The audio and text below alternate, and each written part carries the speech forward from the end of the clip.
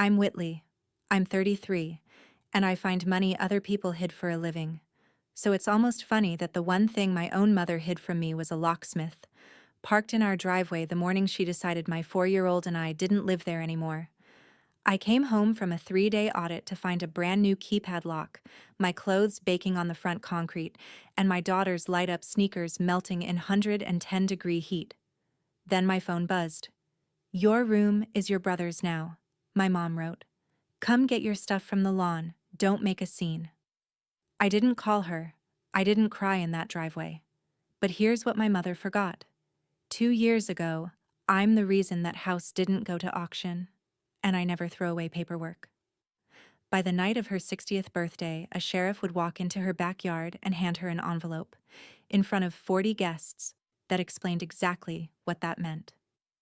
Welcome back to Hidden Family Revenge, where the quiet ones keep the receipts, and boundaries get drawn in ink, not anger. If you've ever been called the strong one, so somebody could hand you the short end, you're in the right place. Drop a comment telling me where you're watching from, and be sure to subscribe. Now, let me take you back to that driveway, and the Tuesday it all came apart. Let me back up to who I was before that driveway. After my divorce, I moved back to Mesa with Olive and a job that pays me to be suspicious. I'm a forensic accountant, a certified fraud examiner. Companies hand me a mountain of bank records and say, "Find the money somebody stole." I'm good at it. I'm calm about it. I don't argue with people. I reconcile accounts, which is calmer and usually wins. My mother, Sharon, offered me the back bedroom for $1,200 a month. "Why pay strangers," she said, "when you can help family?" So I helped. For 3 years, I paid on the every first $1,200 into her account. No lease, just a handshake and a habit. I also paid attention. I was the one in that house who knew which bill was about to go late, which due date had teeth. My brother Brett lived 2 states away and contributed exactly nothing because Brett was rebuilding himself, which is what our family calls a man between disasters. Every afternoon I pulled into that driveway, and the heat came off the concrete in waves you could see, and I'd carry Olive inside past the spot where her chalk drawings faded by noon. I told myself it was temporary. I told myself my mother saw how much I carried. A forensic accountant should know better than anyone how good people are at hiding what they don't want counted. I just never thought I'd have to audit my own mother. And the strangest part is that the warning was already parked in the driveway, in white paint on the side of a van, and I drove right past it. In February, my mother announced her 60th birthday like a coronation. Big party, the backyard, a rented tent, 40 guests from church and the cul-de-sac. She handed me the logistics, caterer, chairs, the playlist, because she said, "You're good at this kind of thing, Whit." Then she mentioned Brett was moving home. His dealership had folded, his marriage right behind it, and a man like that needs a real place to land. I asked the obvious question, where would he sleep? She waved it off.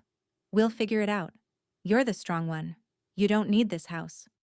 She said it the way you'd say the sky is blue, settled, not cruel, which somehow landed harder. I let it go. 2 days later, a white van sat in our driveway. Valley lock and key, lettering on the door, a man on a ladder at the front entry. I asked my mother about it on my way out. She didn't look up from her phone. "The back gate's been sticking," she said. "He's just doing the gate. The front door is not the back gate." I knew that. I'm a person who notices when a number doesn't sit right, and that number didn't. But I had a flight to a client site in 90 minutes, a 3-day audit where personal phones go in a locker the second you badge in. So I filed the wrongness where I file things I plan to come back to. I kissed Olive, told my mother I'd be home Friday, and I walked out the front door, past a man quietly making sure that door would stop being mine. I'd come back to find out the locksmith hadn't been working on the gate at all. Friday, 6:10 in the morning, I drove in from the airport straight to the house. The audit had run long. I'd spent 3 days proving a controller had moved $40,000 through a fake vendor, and all I wanted was a shower and my kid. I saw the clothes first. My things and Olive's spread across the front concrete. Shirts, her booster seat, a trash bag split at the seam.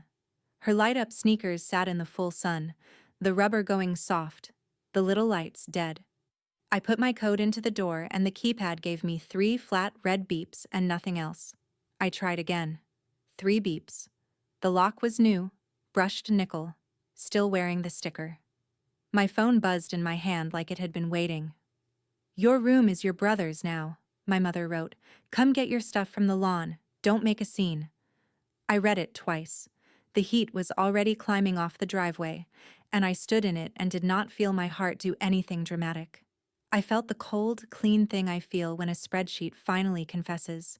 I did not call her. I took out my phone, and I photographed everything.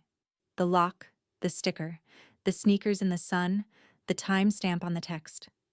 11 minutes of documenting before I let myself feel 1 degree of it. Because the first rule of my whole career is simple. You build the file before you build the case. I crouched on that scorching concrete in last night's audit clothes, framing a melted sneaker like it was evidence in a fraud case. Because that's exactly what it was. My mother had just handed me Exhibit 1. She thought she was getting rid of me. She'd actually started my file. My first call wasn't to a lawyer. It was to Olive. She'd had a sleepover at her friend Maddie's, 2 streets over, and I needed her to stay put 1 more night without scaring her. "Hi, baby," I said, easy as anything. "Mommy's got a fun surprise. 1 more night at Maddie's, okay?" She cheered. Kids are merciful that way. Then I started loading my car, and I loaded her things first. The sneakers, the booster, the stuffed rabbit she can't sleep without. Before a single thing of mine. Across the street, Lorraine Pruitt came down her drive in her robe, coffee in hand, watching the way neighbors watch when they already know. "Whitley, honey," she said, "is everything all right over there?" I told her the truth in 1 sentence. My mother changed the locks while I was at work. Lorraine's mouth went thin. "I saw the locksmith Tuesday," she said, "and I saw your mother out here this morning, early." I asked if I could get her number in case anyone ever needed to know what she'd seen. She gave it without asking why, which told me she'd already guessed. I sat in my hot car with the AC fighting the dashboard and made 1 decision out loud. To no one. Olive sleeps somewhere with working locks tonight. That part isn't negotiable. Everything else, the rent, the house, my mother, could get in line. But my daughter was not going to spend 1 confused night wondering why her grandmother's door beeped at her. I pulled out of that driveway not knowing where we'd sleep, only certain it would have a lock that answered to me. And I had a witness now, standing in a bathrobe, who'd seen it all. That night, Olive asleep at Maddie's, I sat in a motel off the 60 with a legal pad and did what I do. I added it up. 3 years of rent at $1,200 a month is $43,200, paid into my mother's account with no lease and no receipt. But a very clear trail because money always leaves a trail. That's the whole reason I have a job. My savings were thin. Funding a household while paying rent to its owner does that. A deposit. First and last somewhere new. Furniture for a 4-year-old. I ran the numbers and they were tight, but survivable. Here's the strange part, and stay with me, because it matters later. I wasn't panicking about the house. Most people locked out of their childhood home would be sick over it.